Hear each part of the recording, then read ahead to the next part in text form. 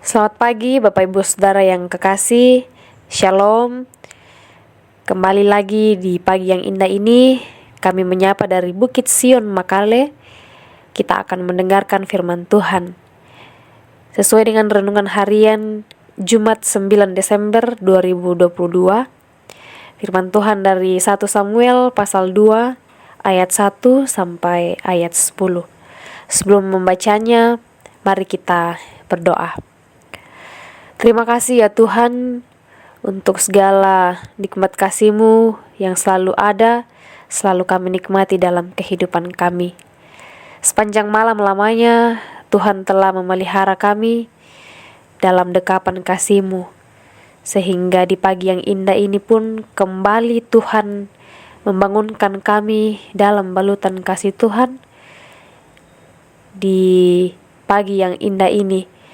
Dan saat ini ya Tuhan, kami akan menjalankan kembali tugas dan tanggung jawab kami akan beraktivitas. Namun sebelum itu, kami rindu untuk mendengarkan firman Tuhan.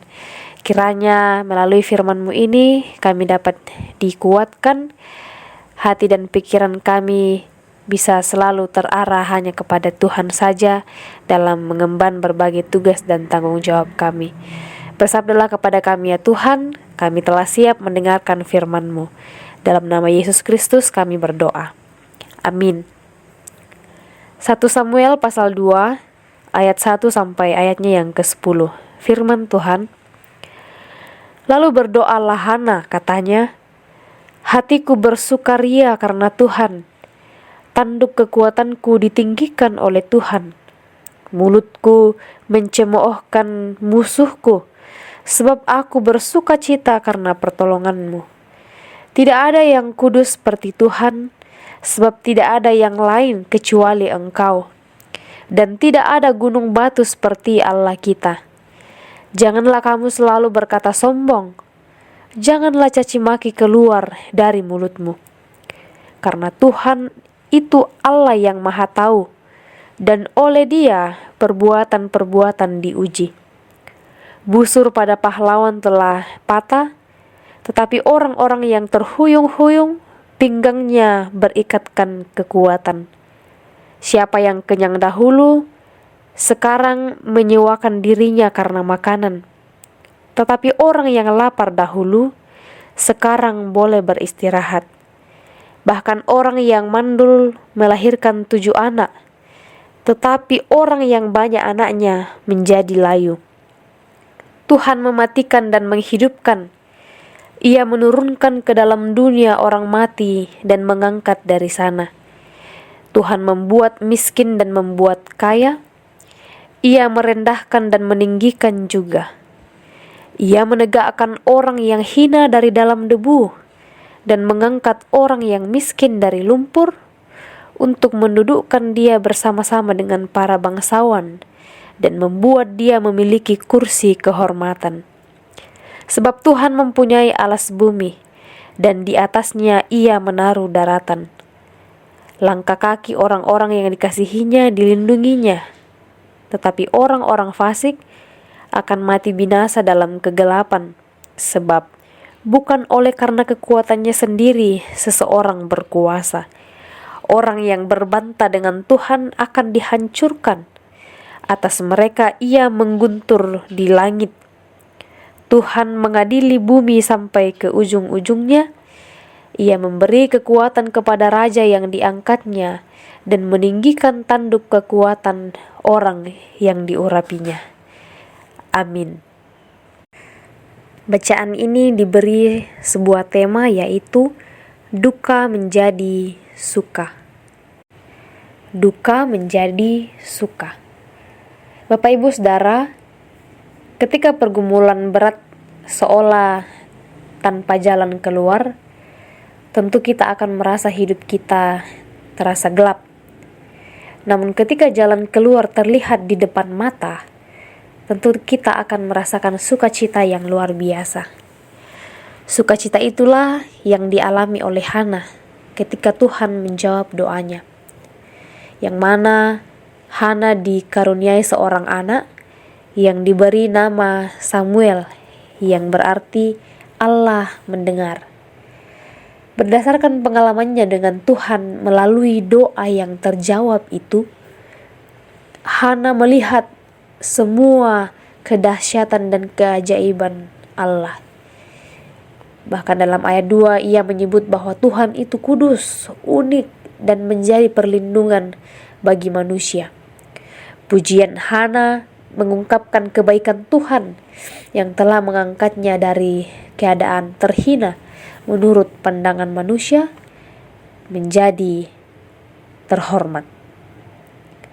Pengalaman rohani Hana bersama Tuhan mengubah keadaan hidupnya. Ejekan penina yang merendahkannya kemudian dibungkam oleh Allah. Penderitaan dan rasa malu berganti dengan kehidupan yang penuh semangat karena mengalami keajaiban dari Tuhan. Tuhan telah merubah perkara yang mustahil menjadi fakta yang nyata. Karena itu, di dalam sukacitanya, Hana memuji dan mengagungkan Allah.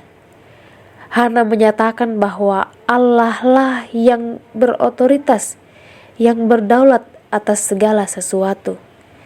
Hidup dan matinya manusia, pemimpin, perempuan mandul, perbedaan status, hidup orang jahat, dan atas raja di ayat 4 hingga ayatnya yang ke-10. Apa yang Hana alami dalam bacaan ini tidak menutup kemungkinan juga dapat dialami oleh setiap orang yang percaya.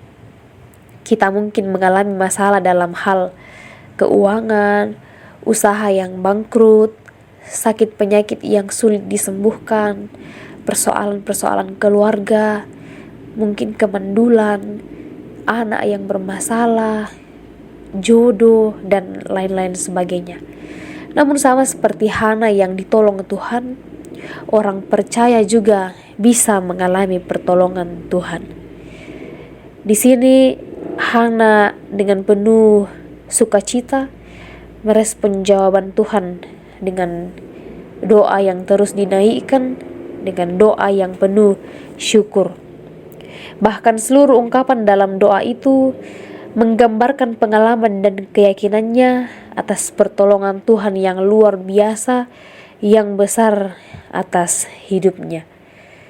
Melalui pujian Hana ini, kita dapat belajar bahwa apapun yang menjadi masalah kita dan seberat apapun pergumulan kita, mari kita berharap dan terus bergantung hanya kepada Tuhan. Janganlah ragu membawa pergumulan kita dalam doa kepadanya, dan juga janganlah ragu untuk mendoakan orang lain. Sebaiknya dan semestinya kita harus selalu saling mendoakan. Panjatkanlah doa yang sungguh-sungguh dengan tetap mengagungkan Tuhan, mengandalkan Tuhan, dan tetap mengakui bahwa Tuhan yang berotoritas, Tuhan yang berdaulat atas seluruh kehidupan manusia. Karena Tuhan kita adalah Tuhan yang dapat mengubah ratapan menjadi tarian, Tuhan yang dapat mengubah duka menjadi suka. Amin firman Tuhan. Mari kita berdoa. Terima kasih ya Tuhan untuk firman-Mu yang boleh kami baca hari ini, boleh kami renungkan. Kiranya terus mengambil bahagian dalam diri kami masing-masing, dalam kehidupan kami, sehingga menjadi pedoman untuk menjalani kehidupan ini dengan berkenan bagi Tuhan. Tuhan kiranya menolong kami, melayakkan kami untuk terus membangun hubungan yang baik dengan Tuhan, untuk terus menjadikan Tuhan sebagai satu-satunya tempat perlindungan untuk bersandar dalam menjalani pergumulan-pergumulan hidup kami. Ya Bapa di sorga, hari ini kami akan melanjutkan aktivitas kami. Kiranya Tuhan mengaruniakan kami hikmat dan kesehatan, agar kami dapat menjalankan tugas pelayanan, tugas tanggung jawab kami masing-masing dimanapun kami berada, dengan sebaik-baiknya, dengan terus mengandalkan Tuhan dalam kehidupan kami. Berdoa ya Tuhan untuk seluruh umat-Mu yang mungkin sedang dalam keadaan tubuh yang lemah, sakit karena berbagai penyakit yang dialami. Kiranya Tuhan berperkara, menolong, memberkati setiap usaha yang telah dilakukan dan bahkan yang akan dilakukan. Semoga semuanya itu boleh menjadi saluran kesembuhan bagi tubuh yang dirasa sakit. Berdoa untuk orang tua kami dalam masa lansia, Tuhan menguatkan senantiasa, iman kepercayaannya terus diteguhkan di dalam Tuhan, sehingga selalu berharap hanya kepada Tuhan saja, meski dalam keadaan yang lemah karena fisik, juga karena umur. Kami berdoa untuk pemerintah kami, dari pusat hingga ke pelosok tanah air. Tuhan tolong memberkati, karuniakan kesehatan, kekuatan, juga hikmat bagi mereka. Semoga tetap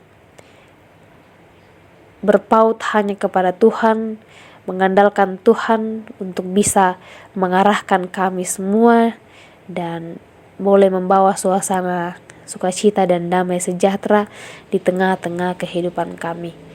Ya Bapa di sorga, berkati anak-anak-Mu yang sedang mencari pekerjaan, yang sedang menggeluti pendidikan. Semoga semuanya boleh dilakukan dengan sukacita dan ketulusan hati, dan tetap percaya bahwa Tuhan yang memegang kendali kehidupan ini. Tuhan memberkati, kiranya usaha-usaha itu semoga boleh berkenan bagi Tuhan dan juga bermanfaat bagi kami sekalian.